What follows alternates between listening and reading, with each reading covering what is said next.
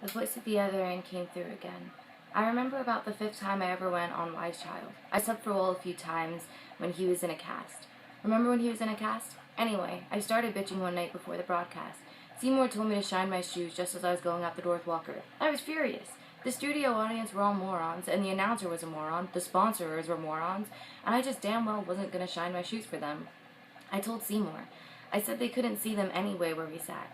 He said to shine them anyway. He said to shine them for the fat lady. I didn't know what the hell he was talking about, but he had a very Seymour look on his face, and so I did it. He never did tell me who the fat lady was, but I shined my shoes for the fat lady every time I went on the air again. All the years you and I went on the program together, if you remember, I don't think I missed more than just a couple times. This terribly clear picture of the fat lady formed in my mind.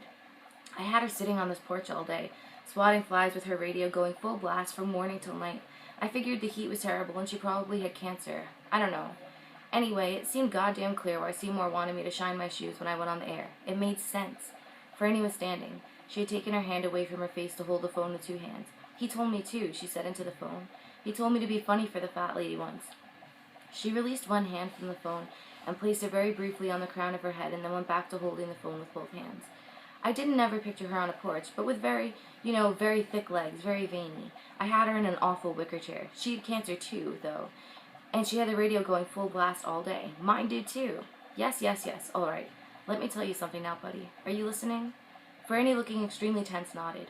I don't care where an actor acts. It can be in summer stock, it can be over a radio, it can be over television, it can be on a goddamn Broadway theater, complete with the most fashionable, most well-fed, most sunburnt-looking audience you can imagine. But I'll tell you a terrible secret. Are you listening to me? There isn't anyone out there who isn't Seymour's fat lady. That includes your Professor Tupper buddy, and all his goddamn cousins by the dozens. There isn't anyone anywhere that isn't Seymour's fat lady. Don't you know that? Don't you know that goddamn secret yet? And don't you know? Listen to me now. Don't you know who that fat lady really is? Buddy. Buddy, it's Christ himself. Christ himself, buddy. So that is from Franny and Zoe by J.D. Salinger, and it is probably, actually, definitely my all-time favorite book. And so that passage really stuck with me because I flip-flop with my religion a lot.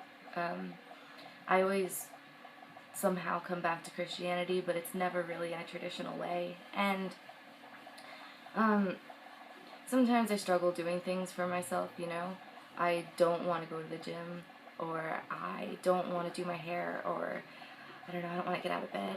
And sometimes, a lot of you know that I struggle with anxiety and depression, and so sometimes there are worse urges, but I always come back to that, to do it for the fat lady, because if it's not for myself, it's for my fellow people, and if it's not for my fellow people, it's for God, and those are interconnected because we are all God in a way inside of us.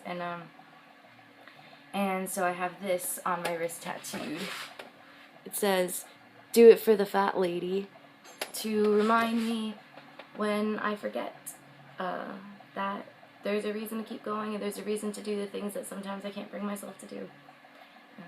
So that's what I want to talk to you guys about on Free Week.